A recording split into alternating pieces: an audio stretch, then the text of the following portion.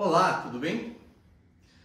Voltamos agora no segundo vídeo para te ajudar a como transformar e como realizar projetos de maneira eficiente e efetiva para a transição energética e descarbonização. Nós falamos no primeiro vídeo sobre as fontes de energia e como é o tamanho do desafio para a transição energética. O quanto que o crescimento das fontes renováveis, apesar de extraordinário, nunca feito antes no mundo, não é suficiente ainda para barrar o crescimento em absoluto do consumo de combustíveis fósseis. Por isso, agora a gente vai para uma segunda ótica. Em vez de falar de energia, vamos falar das fontes de emissões de gases de efeito estufa. E para isso, nós vamos usar duas principais fontes de informações: a Climate Watch e o World Resources Institute. Duas fontes renomadas que compilam informações mundiais sobre os gases de efeito estufa. E a primeira informação está aqui representada neste gráfico. Então a primeira coisa que a gente vai começar a entender é que gases de efeito estufa costumam ser contabilizados pela sua equivalência em termos de efeito estufa ao CO2. E por que isso? Porque o CO2 em si é o maior volume de gases com efeito estufa na atmosfera. O segundo grupo de gases com efeito estufa são ligados a emissões de metano. O metano individualmente tem maior poder de efeito estufa do que o CO2, mas como ele está em menor volume na atmosfera, o seu efeito estufa, apesar de majorado em comparação ao CO2, ainda assim é menor em proporção do que o CO2. A mesma coisa vale para o óxido nitroso, NO2, o terceiro maior fonte de gás de efeito estufa do planeta. Esse óxido nitroso está muito relacionado, nós veremos isso à frente, aos processos de fertilização do solo. Ele também, individualmente, tem um poder de efeito estufa muito maior, o que significa, para você ter uma noção desse tamanho. Se a gente colocar 1 grama de CO2 na atmosfera e 1 grama de metano na atmosfera, o metano representaria de 25 a 30 gramas de CO2 como efeito estufa. Esse mesmo 1 grama agora de óxido nitroso é equivalente a 770 gramas de CO2. Então, por isso, dada a presença de volume e massa do CO2 e dos outros gases, é que se compila o efeito total de gás de efeito estufa e quantos por cento é de cada fonte de gás de efeito estufa. Então, por isso que para somar o total de emissões no planeta, arredondando para 51 bilhões de toneladas de CO2 equivalente, né, por ano, nós temos aí que cerca de 73% são oriundos de CO2. Então, quando a gente reduz emissões de CO2, estamos contribuindo com esta parcela do total de gases de efeito estufa. Já o metano vai para 19%, e o óxido nitroso 5%. Há um conjunto de outros gases que têm o seu poder de efeito estufa muitas vezes até superior ao CO2, mas o seu volume é muito menor na atmosfera, por isso que eles somam cerca de 3% do total de efeito estufa na atmosfera. Então esse é o primeiro entendimento. Então, nem sempre eu preciso reduzir as emissões de CO2 para ter um efeito positivo com redução dos gases de efeito estufa.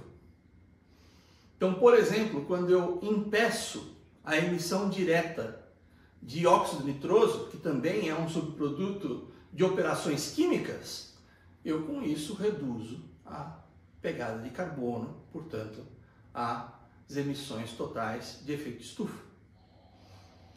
Vamos agora avançar um pouquinho mais, e por isso acho que vale a pena a gente pensar um pouco sobre os diferentes setores responsáveis e como está a responsabilidade, ou como se dá a construção do total de emissões de gases de efeito de estufa no mundo, e eu trouxe a barrinha do Brasil. Veja que o Brasil está em alguma coisa perto de 3 a 5% das emissões totais do mundo, né? Então, apesar dele ser relevante individualmente como país, ele é muito pequeno no total das emissões. E aí a gente vai ver que ele tem um perfil diferente do mundo, né?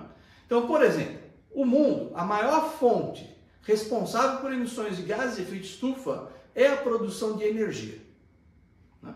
E a gente viu isso anteriormente, 75% dos gases de efeito de estufa estão conectados à energia, seja na produção da energia, seja na utilização da energia. Quando a gente vê o Brasil, essa porcentagem é menor, chega de 25%.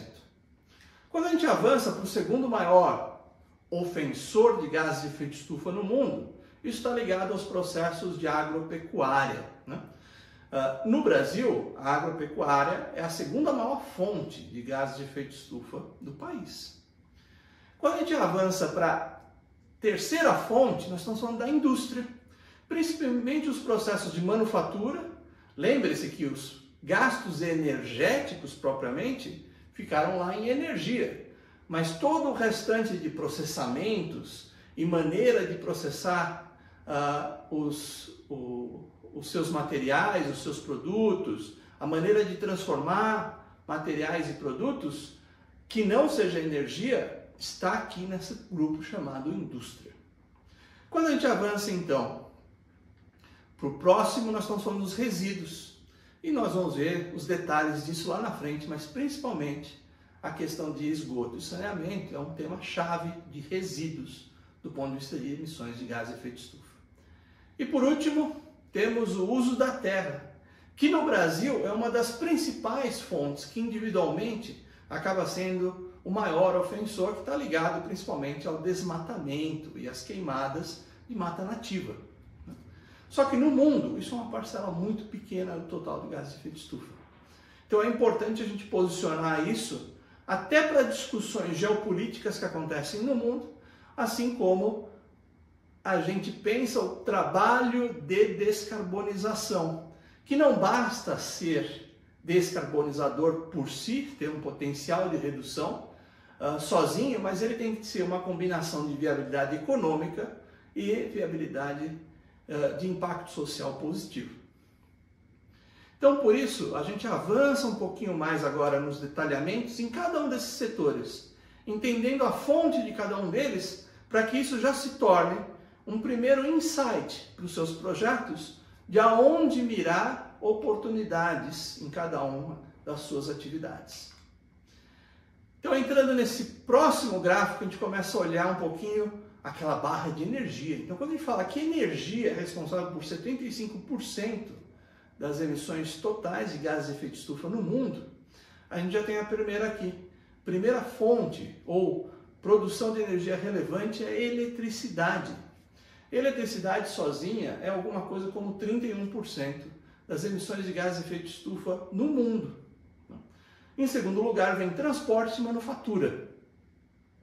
E depois a gente vai começando a ter outras combinações, como aqueles ligados a edificações, como também as emissões fugidias, isto é, armazenamento, principalmente de energia, em que você tem escape, por exemplo, de metano, né, que é o gás natural, na fonte fóssil, ou biometano, que é a fonte de processo biológico, né? Então, as emissões fugidias são parte importante e reconectada aqui com todas as questões de sistemas de vedação e controle, né? Veja então que aqui nasce uma oportunidade muito interessante de entender um pouco mais, por exemplo, no transporte. Nesse transporte, qual é a fonte principal de emissões de gases de efeito de estufa? E a gente percebe aqui que o transporte rodoviário, principalmente então carros e caminhões, são a parcela principal. Veja que você provavelmente tem visto muitas notícias e discussões sobre o uso de combustíveis sustentáveis de aviação, né? Mas veja, a aviação aqui é uma parcela importante, a segunda maior de transporte, mas muito menor do que o transporte rodoviário, né? Mas por que você ouve isso e ouve sobre descarbonização do transporte marítimo, porque está se discutindo legislações internacionais em que uma definição mundial tem maior chance de acontecer porque ela impacta a todos do mesmo tipo. Veja como é difícil uma região somente impor, por exemplo, o uso de um combustível ou de uma rota tecnológica conhecida para descarbonização, mas essa rota implicar em aumentos de custos. Significa que as empresas que operarem com essa rota vão ter custos maiores. Se isso acontecer num ambiente global em que a empresa não só está competindo com a fonte de energia de menor custo financeiro, mas também com as fontes de energia de maior custo financeiro, ela vai ter uma perda de competitividade.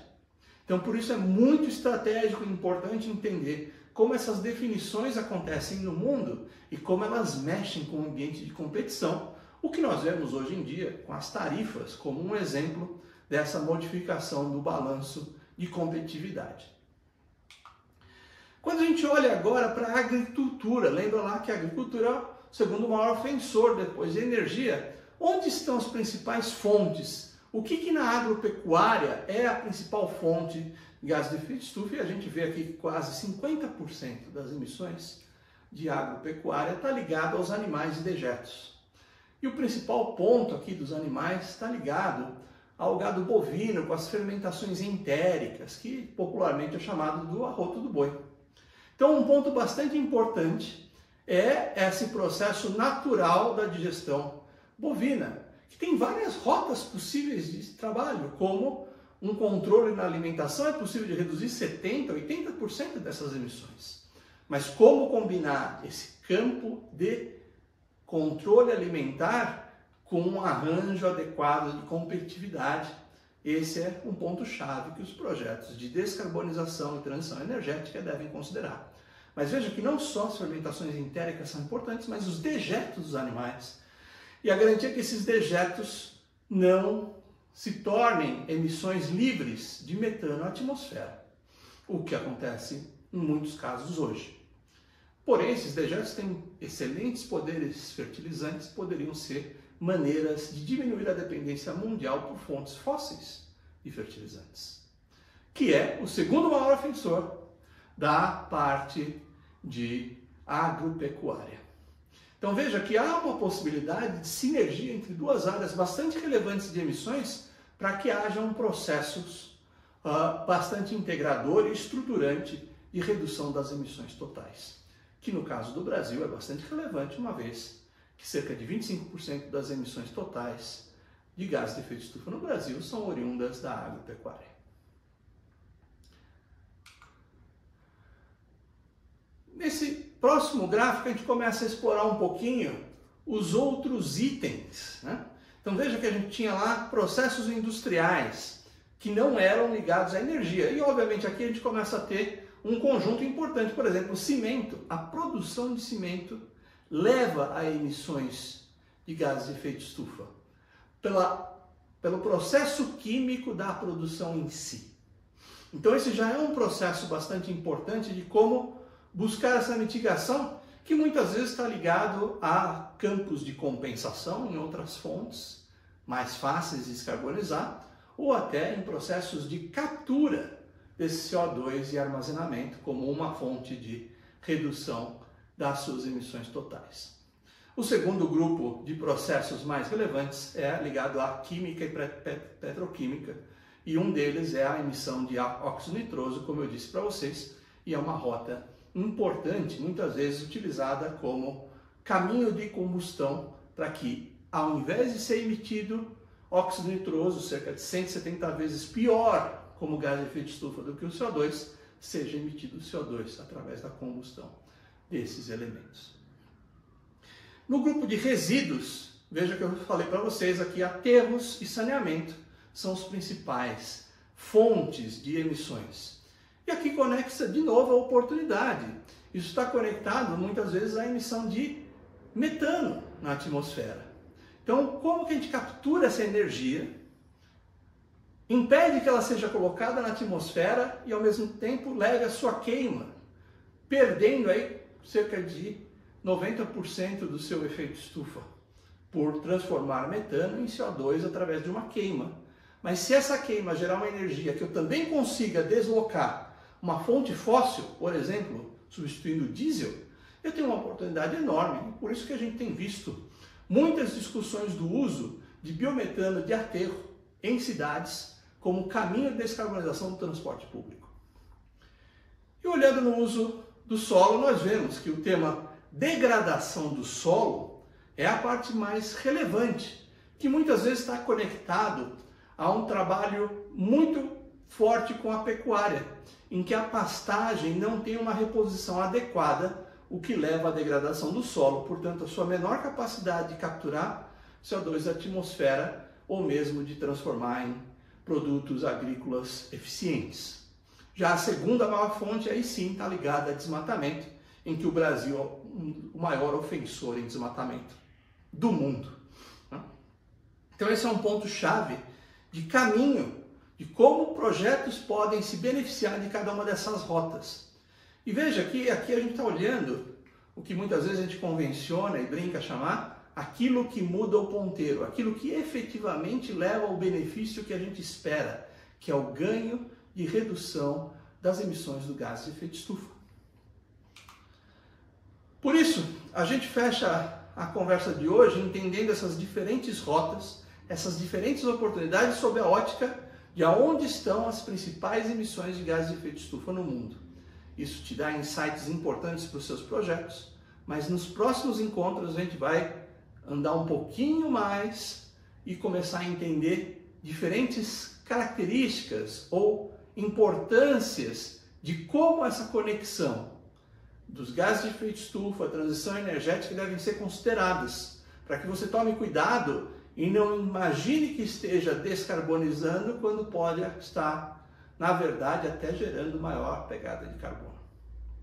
E a gente vai desmistificar o famoso zero emissões e diferentes palavras que estão associadas a esse entendimento. Até mais!